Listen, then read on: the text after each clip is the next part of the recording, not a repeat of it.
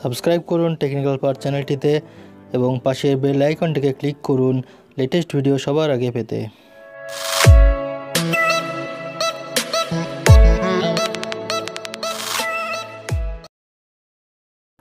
নমস্কার বন্ধুরা, technical part চ্যানেলে আপনাদেরকে সবাইকে স্বাগতম।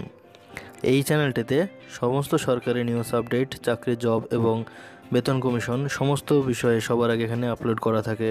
তো যারা আমার চ্যানেলে নতুন তারা অবশ্যই আমার চ্যানেলটিকে সাবস্ক্রাইব করবেন এবং পাশের বেল আইকনটিকে ক্লিক করবেন। যখনই নতুন নতুন ভিডিও আপলোড করব আপনাদের কাছে পৌঁছে যাবে।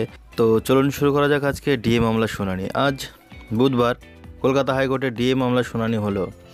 তো ডিএ মামলা নিয়ে যে প্রতিবেদনটি প্রকাশ পেয়েছে কলকাতা 24/7-এ খবরের সত্যতা যাচাইয়ের জন্য সেখানে আপনাদেরকে নিয়ে এসেছি। তো চলুন শুরু করি। ডিএ রাজ্য সরকারি কর্মীদের আইন অধিকার রায় দেয় কলকাতা হাইকোর্ট। সেই রায় পুনর্বিবেচনার জন্য প্রধান বিচারপতি বিশ্বনাথ সমদ্রা ডিভিশন বেঞ্চে আবেদন জানিয়েছিল রাজ্য সরকার।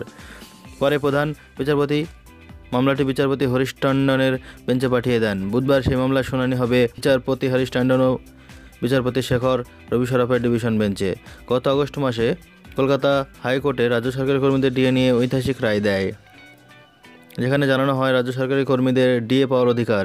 একই সঙ্গে কলকাতা হাইকোর্ট নির্দেশ জানায় রায়ের 2 মাসের মধ্যে ডিএ মামলার চূড়ান্ত সিদ্ধান্ত নিতে হবে। মধ্যবর্তী পুজোর সময়ের এবং অন্যান্য ছুটি ধরলে 2 মাসের সময়সীমা 12ই ডিসেম্বর শেষ হয়ে গেছে।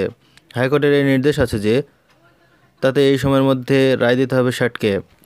হাইকোর্টের রায় সরকারপক্ষ ও মামলা আবেদনকারীকে যথাক্রমে 3 সপ্তাহ পরবর্তী 1 সপ্তাহের মধ্যে হলফনামা স্যাটে জমা দিতে বলা হয়েছিল, কিন্তু সরকারপক্ষে কোনো রকম হলফনামা ওই সময়ের মধ্যে দেওয়া হয়নি। সরকারপক্ষ হলফনামা জমা না পড়ায় মামলার আবেদনকারী সরকারি কর্মী সংগঠন নেতা মলয় মুখোপাধ্যায়ের তরফেও কোনো হলফনামা জমা পড়েনি। সরকারের তরফ থেকে তখন কারণ দেখানো হয় প্রয়োজনীয় ফাইল খুঁজে পাওয়া যাচ্ছে না, তাই হলফনামা জমা দেওয়া যাচ্ছে না। এই অবস্থায় হলফনামা ছাড়াই সিদ্ধান্ত নেয় স্যাট। তো লেটেস্ট ইনফরমেশনটি আপনাদের সঙ্গে শেয়ার করলাম।